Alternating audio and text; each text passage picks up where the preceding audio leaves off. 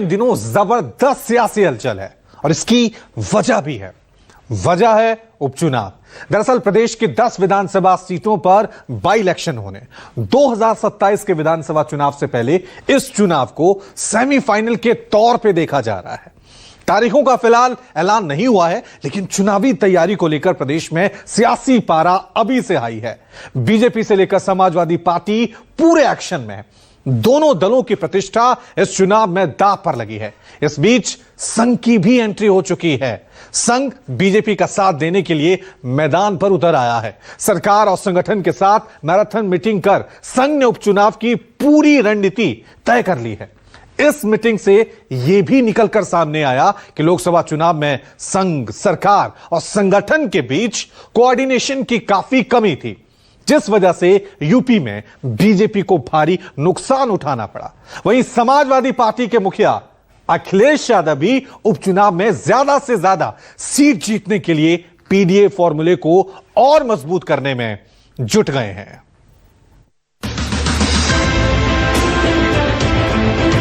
इनके चेहरे अलग हैं, इनकी चाल अलग है, इनका चरित्र अलग है। ये बोलेंगे कुछ, दिखाएंगे कुछ, करेंगे कुछ।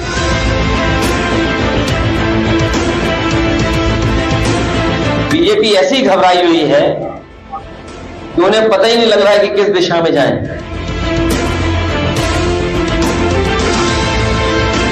मुझे लगता है, जो मैं सुनता हूं, सत्ता में और संगठन में सम्मानजनक साझेदारी नहीं है। यूपी में उपचुनाव, सबको है तनाव।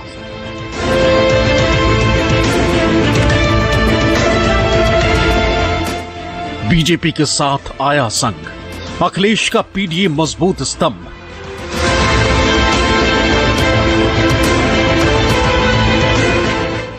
दस सीटों की लड़ाई, किसकी तैयारी, कितनी हाई।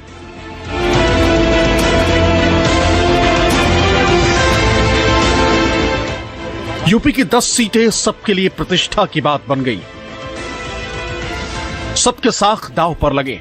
हर हाल में ज्यादा से ज्यादा सीटों पर कब्जा जमाना सबके लिए एक बड़ी चुनौती बन गई। दोनों धड़ा अपनी अपनी रणनीति मजबूत करने में लग गया।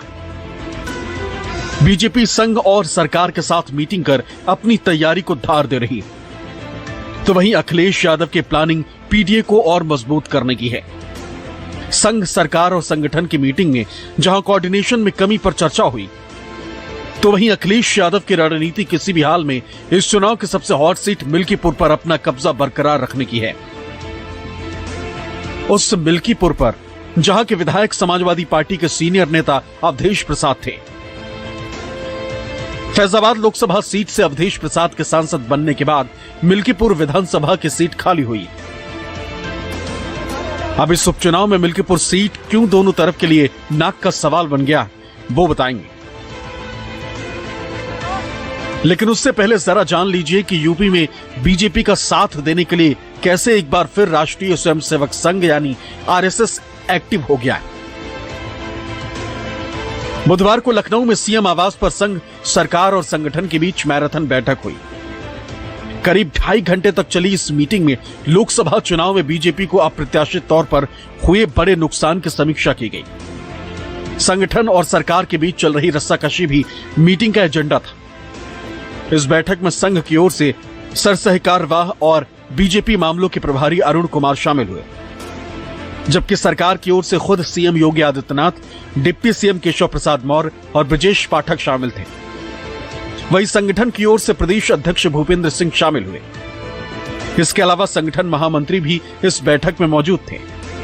सूत्रों के मुताबिक संघ ने इस बैठक में खुलकर कहा कि लोकसभा चुनाव के दौरान कोऑर्डिनेशन में भारी कमी थी। साथ ही संघ ने यह चिंता भी जाहिर की कि अगर यही हालात रहे तो आने वाले उपचुनाव में बीजेपी को बड़ा नुकसान उठाना पड़ सकता है। ऐसा काफी समय के बाद हुआ है कि जब संघ का शीर्ष नेतृत्व यूपी के मामले में सीधे तौर पर समन्वय कर रहा है। जानकारी के मुताबिक उत्तर प्रदेश में जिन 10 विधानसभा सीटों पर उपचुनाव होने हैं, उसमें बीजेपी के साथ साथ संघ के कार्यकर्ता भी कमान संभालेंगे। ऐसा इसलिए क्योंकि लोकसभा चुनाव में बीजेपी के संघ से दूरी और कोऑर्डिनेशन की कमी का खामियाजा पार्टी भुगत चुकी है। 2019 के चुनाव में जिस बीजेपी ने यूपी में 62 सीटें जीती थी, वो बीजेपी 2024 के चुनाव में महज 33 सीट ही जीत पाई, यानी 29 सीटों का भारी नुकसान। अखिलेश यादव का दावा है कि इसमें पीडीए की बहुत बड़ी भूमिका है। 2027 का चुनाव होने जा रहा है। बीजेपी ऐसी घबराई हुई है कि उन्हें पता ही नहीं लग रहा है कि किस दिशा में जाएं। अब आगे के चुनावों में ऐसा ना हो, इसके लिए बीजेपी के फायर ब्रांड नेता और सांसद भी सरकार और संगठन को खुले मंच से नसीहत देना शुरू कर चुके हैं। मुझे लगता है जो मैं सुनता हूं, सत्ता में और संगठन में सम्मानजनक साझेदारी नहीं है। दोनों मुखिया आगे बैठे हैं, आगे इसका ध्यान रखेंगे तो बड़ी बड़ी कृपा होगी। उन्नाव से बीजेपी के सांसद साक्षी महाराज जिस मंच से बोल रहे थे, उसी मंच पर सीएम योगी आदित्यनाथ और पार्टी के प्रदेश अध्यक्ष भूपेंद्र सिंह भी बैठे थे। मतलब साफ है कि पार्टी और सरकार के अंदर आपसी मतभेद का मुद्दा अब खुलकर सामने आने लगा है। शायद यही वजह है कि आरएसएस अब खुद आगे बढ़कर बीजेपी की मदद करने के लिए उपचुनाव के मैदान में उतर आया। इसका अंदाजा इसी बात से लगाया जा सकता है कि संघ में यूपी बीजेपी के मामलों के प्रभारी अरुण कुमार खुद 2 दिन से लखनऊ में डेरा डाले हुए हैं।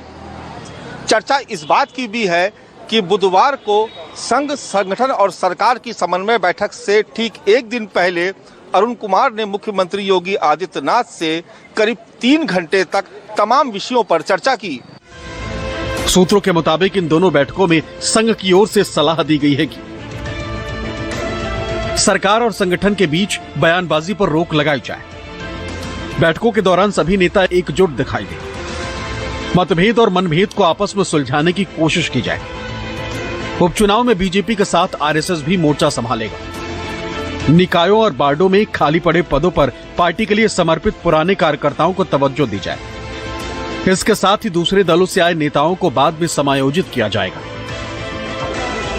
दरअसल लोकसभा चुनाव में भारतीय जनता पार्टी को यूपी में लक्ष्य के मुताबिक बहुत कम सीटें मिली, जिसके बाद से ही यूपी बीजेपी में आपसी खींचतान शुरू हो गई थी। डिप्टी सीएम केशव प्रसाद मौर्य के सरकार से बड़ा संगठन के बयान ने बीजेपी की अंदरूनी कलह को हवा दे दी थी। इसी बीच सरकार और पार्टी के नेताओं के दिल्ली दौरे भी खूब चर्चा में रहे। अब वही केशव प्रसाद मौर्य सीएम योगी की खुलकर तारीफ कर रहे हैं। जब उत्तर प्रदेश में सरकार बनी, जो सुशासन, जो विकास, जो भ्रष्टाचार से मुक्ति, जो राष्ट्रवाद, राष्ट्रभक्ति का मामला हो चाहे राम भक्ति का मामला हो, उससे उस समय भी समझौता नहीं किया गया। और आज वर्तमान में हमारे मुख्यमंत्री योगी आदित्यनाथ जी के नेतृत्व में भी न राम भक्ति से समझौता है, न राष्ट्रभक्ति से समझौता है। अटल जी के पद चिन्हों पर देश की सरकार और बाबूजी के पद चिन्हों पर उत्तर प्रदेश की सरकार चल रही है। भारतीय जनता पार्टी में संगठन, संघ और सरकार, इनकी आपसी सहमति और तालमेल एक बड़ा फार्मूला रहा है, जिसके परिणाम भारतीय जनता पार्टी ने पिछले कई चुनावों में सकारात्मक तौर पर देखे हैं। कुल मिलाकर कहा जा सकता है कि लोकसभा चुनाव में मिली करारी शिकस्त के बाद भारतीय जनता पार्टी के भीतर मचे घमासान को थामने के लिए अब राष्ट्रीय स्वयंसेवक संघ ने कमान संभाल ली। अब इसका असर क्या होता है, ये तो उपचुनाव होने और उसके नतीजे आने के बाद ही पता चलेगा। लेकिन चुनाव की तैयारियों को लेकर प्रदेश में अभी से गहमा गहमी तेज है।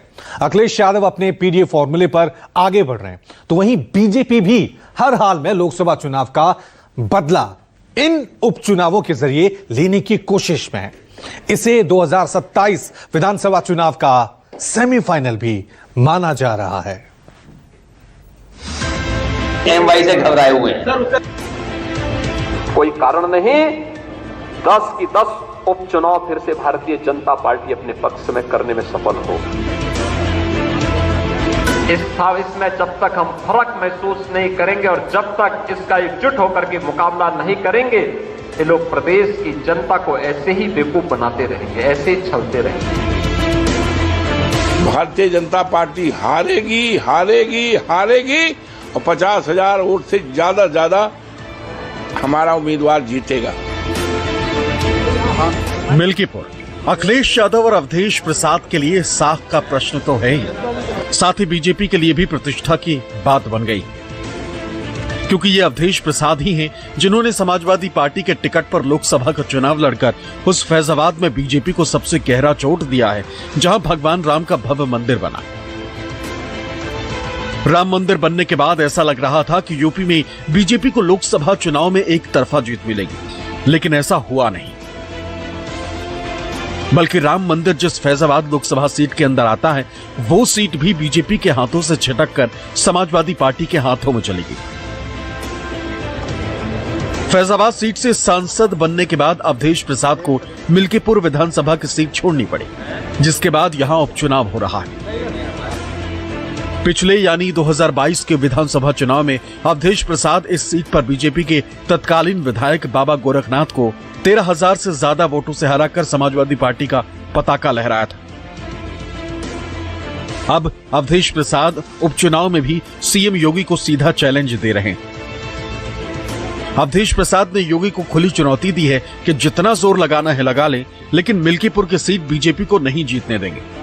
ये सारे सवाल उठेंगे और इसका जवाब ये नहीं दे पाएंगे और पूरी तरह से भारतीय जनता पार्टी हारेगी हारेगी हारेगी और 50,000 वोट से ज्यादा हमारा उम्मीदवार जीतेगा। दरअसल मिल्कीपुर फतेह के लिए सीएम योगी आदित्यनाथ ने अपनी पूरी ताकत झोंक दी। वो लगातार मिल्कीपुर का दौरा कर बीजेपी के लिए जमीन मजबूत कर रहे हैं, क्योंकि बीजेपी किसी भी कीमत पर लोकसभा चुनाव के हार का बदला लेना चाहती है। सीएम योगी ने मिल्कीपुर सीट को नाक का सवाल बना लिया है। यही वजह है कि उन्होंने मिल्कीपुर सीट को जितवाने का जिम्मा अपने कंधों पर ले रखा है।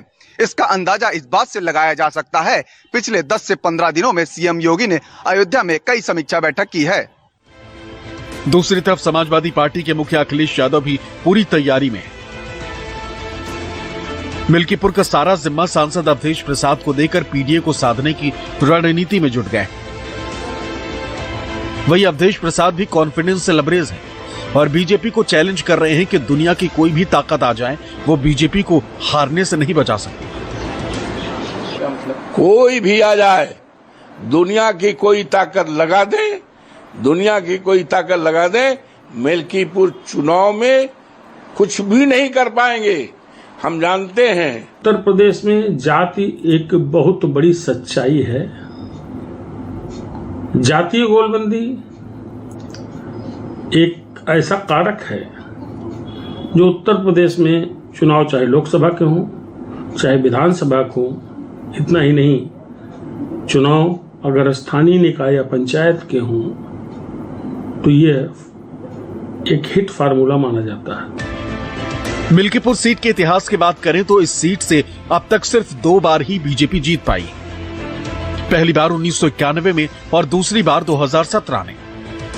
1991 में बीजेपी के मथुरा प्रसाद तिवारी उर्फ मदारी जीते थे, जबकि 2017 में बीजेपी के बाबा गोरखनाथ ने अवधेश प्रसाद को हराया था। इसके अलावा इस सीट से बीजेपी कभी नहीं जीती। इसी ना को हां में बदलने के लिए सीएम योगी बार बार अयोध्या का दौरा कर रहे हैं। मिल्कीपुर के जातीय समीकरण की बात करें तो यहां यादव, ब्राह्मण और पासी वोटर निर्णायक भूमिका में है। यादव 65,000, पासी 60,000, ब्राह्मण 50,000, मुस्लिम 35,000, राजपूत 25,000, गैर पासी दलित 50,000 और मौर्य 8,000 है। यानी मिल्कीपुर में दलित, ओबीसी और अगड़ा तीनों फैक्टर काम करेंगे। दोनों का आमने सामने है लड़ाई है। जी, मतलब एक तरफा नहीं होगा चुनाव? एक तरफा तो नहीं होगा। अब हारे जीते कि तुम तो कट्टर लड़ाई रही है। अपनी जगह भाजपा भी ठीक है, सपा भी ठीक है। मिल्कीपुर विधानसभा क्षेत्र का जो सामाजिक समीकरण है वो मोटे तौर पर समाजवादी पार्टी के पक्ष में नजर आता है। 2017 में यहां से 28,000 वोटों से बीजेपी जीती थी, लेकिन 22 में हार गई थी और हार का मार्जिन था वो करीब 13,000 वोटों का था। मिल्कीपुर इसलिए बहुत महत्वपूर्ण है क्योंकि अयोध्या लोकसभा क्षेत्र का हिस्सा है। जो 5 सीटें अयोध्या लोकसभा क्षेत्र में हैं, उसमें से एक मिल्कीपुर भी है और ये सुरक्षित सीट है। मिल्कीपुर के साथ ही यूपी की 9 और विधानसभा सीटों पर उपचुनाव होना है, जिसमें मैनपुरी जिले के करहल, अंबेडकर नगर की कटेहरी, प्रयागराज की फूलपुर, मिर्जापुर की मझावा, मुजफ्फरनगर की मीरापुर, अलीगढ़ का खैर, मुरादाबाद की कुंदरकी, कानपुर नगर की सीसामऊ और गाजियाबाद विधानसभा सीट शामिल है। अगर सभी 10 सीटों की बात करें तो इनमें से 5 एनडीए यानी बीजेपी और उनके सहयोगियों के पास थी, जबकि बची 5 पर इंडिया यानी समाजवादी पार्टी का कब्जा था। यही वजह है कि दोनों ही गुट के लिए ये 10 सीट लिटमस टेस्ट की तरह हैं। मौजूदा दौर में जिस तरह की राजनीति है, जिस तरह के समीकरण हैं, उसमें इंडिया अलायंस का पलड़ा भारी दिखाई देता है, लेकिन बीजेपी को भी कमजोर करके नहीं आंक सकते। मेरा ऐसा मानना है कि इन 10 सीटों पर जो चुनाव होगा और जब चुनाव परिणाम आएंगे तो 50-50 की स्थिति बन सकती है। शायद 2 सीटें इधर उधर हो सकती हैं, 2 सीटें चाहे इंडिया अलायंस ज्यादा पा जाए या 2 सीटें एनडीए अलायंस ज्यादा पा जाए।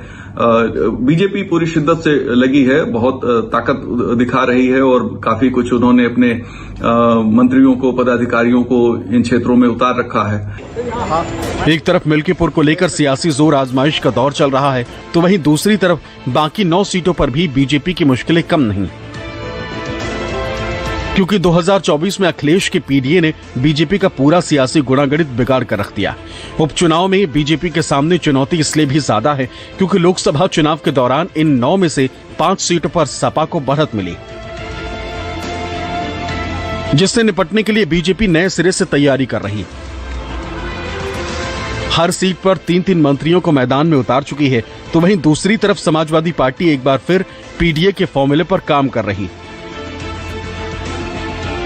हालांकि इन सब के बीच एनडीए और इंडिया गठबंधन के लिए उपचुनाव में सीटों का बंटवारा भी एक अहम मुद्दा है। इंडिया गठबंधन की बात करें तो कांग्रेस की यूपी यूनिट ने 5 सीटों पर चुनाव लड़ने का प्रस्ताव पार्टी आलाकमान के पास भेजा है। इनमें वो सीटें शामिल हैं जिन पर बीजेपी और उनके सहयोगी जीते थे। बताया जा रहा है कि उपचुनाव में कांग्रेस ने 5 सीटों पर दावेदारी पेश की। वही माना जा रहा है कि समाजवादी पार्टी कांग्रेस को सिर्फ 3 सीटें देना चाहती और खुद 6 सीटों पर अपना दावा पेश कर रही है, जिनमें कटेहरी, मिल्कीपुर, मिर्जापुर, करहल, फूलपुर और सीसामऊ सीट है, जिस पर समाजवादी पार्टी अपने उम्मीदवार उतारने के प्लान पर काम कर रही है। वहीं एनडीए में भी सीट बंटवारे को लेकर पेंच फंसा हुआ। बीजेपी आरएलडी को सिर्फ एक मीरापुर सीट देना चाहती है, लेकिन आरएलडी 2 सीटों की मांग कर रही। वहीं निषाद पार्टी मजवा के अलावा एक और सीट चाहती, जबकि बीजेपी उसे मजवा सीट से ज्यादा देने के मूड में नहीं।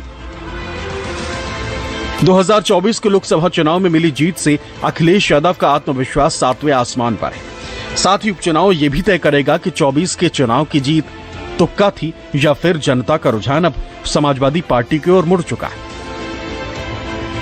यही वजह है कि अखिलेश यादव ये दावा कर रहे हैं कि उपचुनाव के साथ साथ 2027 के विधानसभा चुनाव में भी बीजेपी का सुपड़ा साफ होने वाला है। ये जो लोग चिल्ला रहे समाप्तवादी समाप्तवादी, इस चुनाव के बाद और 27 में जनता इन्हें समाप्त कर देगी।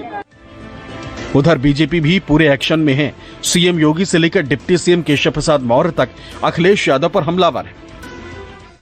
10 की 10 उपचुनाव फिर से भारतीय जनता पार्टी अपने पक्ष में करने में सफल हो। जीत का यह सिलसिला जो 14, 17, 19, 22 पंचायत चुनाव, नगर निकाय चुनाव, उपचुनावों में बना रहा, यही मोमेंटम 2027 में भी बनेगा। यह हमारा संकल्प आज से होना चाहिए, आज से होना चाहिए। पहले वो देखिए, यहाँ जब हम लोगों ने सवाल उठा दिया उत्तर प्रदेश में नेता प्रतिपक्ष बनाने पर, तो फिर वो डर करके लोकसभा में पीडीए दिखाने का काम किए, लेकिन उनके दिल में पीडीए के लिए जगह नहीं है। भले ही योगी आदित्यनाथ जीत के दावे कर रहे हों, लेकिन अवधेश प्रसाद ने 2027 को लेकर भी भविष्यवाणी कर दी। अवधेश प्रसाद ने कहा है कि बीजेपी 50 सीटों पर सिमटने वाली है और अगर ऐसा नहीं हुआ तो वो राजनीति से संन्यास ले लेंगे। बहरहाल यूपी के विधानसभा उपचुनाव इंडिया और एनडीए दोनों गठबंधनों के लिए इस वक्त नाक की लड़ाई बन गई।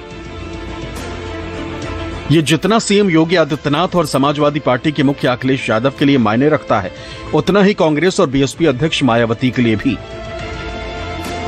क्योंकि इसी चुनावों में जीत हार से नेताओं का कद तय होगा।